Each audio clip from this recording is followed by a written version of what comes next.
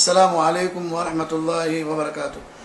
الحمدللہ رب العالمین والصلاة والسلام علی اشرف الانبیاء والمرسلین نبینا محمد وآلہ وصحبہ اجمعین۔ اللہ رب العالمین نے سورہ ماؤن میں ارشاد فرمایا فویل للمصلین الذین هم عن صلاتهم ساہون الذین هم یراؤون۔ معزز شاہدین و ناظرین کرام، ریاکاری جیسا کہ ہم جانتے ہیں کہ ایک انتہائی مذموم عمل ہے جس کی قرآن و سنت میں شدید مذمت کی گئی ہے۔ یہ عمل عبادت کو اللہ تعالیٰ کے لیے خالص نہ رکھنے کی علامت ہے، جو شرک کی ایک چھوٹی سی قسم ہے۔ ریاکاری کا معنی عربی لفظ میں ریا سے ہے۔ ریاکاری عربی لفظ ریا سے ہے، جس کا معنی اور مطلب دکھاوا کرنا، یعنی نیکی کا کام اس نیت سے کرنا کہ لوگ دیکھیں اور تعریف کریں اور واہواہی کریں۔ ریاکاری کے بارے میں جیسا کہ میں نے ابھی آپ کے سامنے ایک آیت پڑھی فویل للمصلین، بس ہلاکت ہے ان نمازوں کے لیے جو اپنی نمازوں سے غافل ہیں، جو ریاکاری کرتے ہیں۔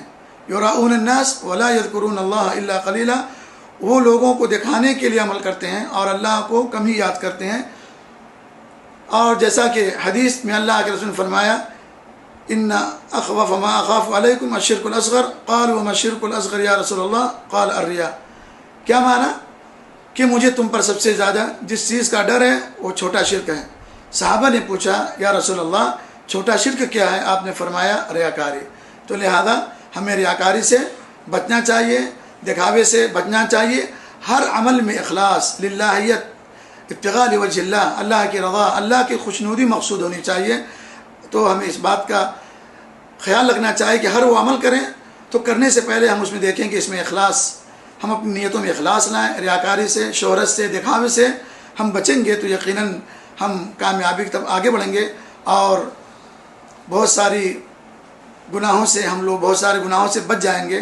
اللہ رب العالمین سے دعا کرتے ہیں اللہ رب العالمین اس مختصر سے وقت میں جو آپ کے سامنے ریا کے تعلق سے، ریا کی مذمت کے تعلق سے جو باتیں کہی گئی، اللہ رب العالمین کہنے والے سننے والے تمام کو اس پر عمل کی توفیق عطا فرمائے، اور ہمارے اس کہنے کو اور اس عمل صالح کو قبول فرمائے اور جنت کے حصول کا ذریعہ بنائے۔ وجزاکم اللہ خیرا و احسن الیکم۔ السلام علیکم ورحمۃ اللہ وبرکاتہ۔